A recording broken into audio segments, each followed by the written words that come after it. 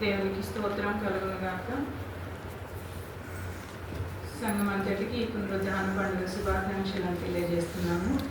నా పక్షమున, నా కుటుంబ పక్షమున సంఘం అంతటికి పునరుద్ధాన పండుగ శుభాకాంక్షలతో నేటి పునరుద్ధాన పండుగ ఆరాధనకై ఏర్పాటు చేయబడిన ఉత్తర ప్రత్యుత్తర పాఠ్య భాగంగా 49వ కీర్తన మొదటి చరణం నుండి చివరి వరకు ఉత్తర ప్రత్యుత్తరములుగా చదువుకుందాము.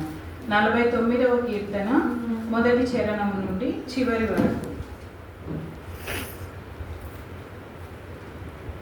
సర్వజనులారా ఆలకించుడి.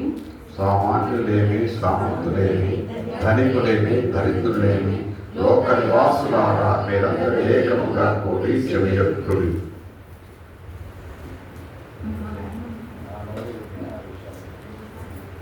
నా నోరు విజ్ఞాన విషయములను పలుకును, నా హృదయ ధ్యానము పూర్ణ వివేకమును గూర్చినదై ఉండును.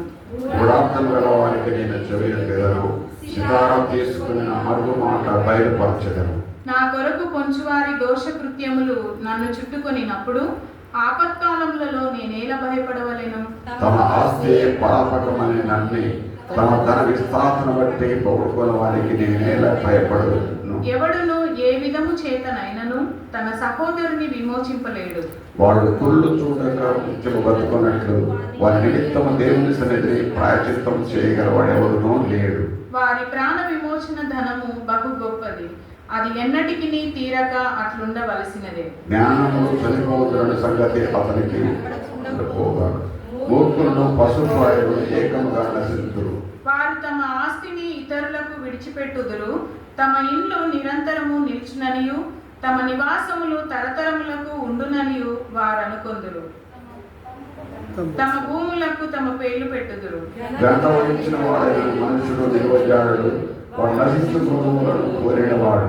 స్వాతిశయ పూర్ణులకును వారి నోటి మాటను బట్టి వారిని అనుసరించి వారికిని ఇదే గతి.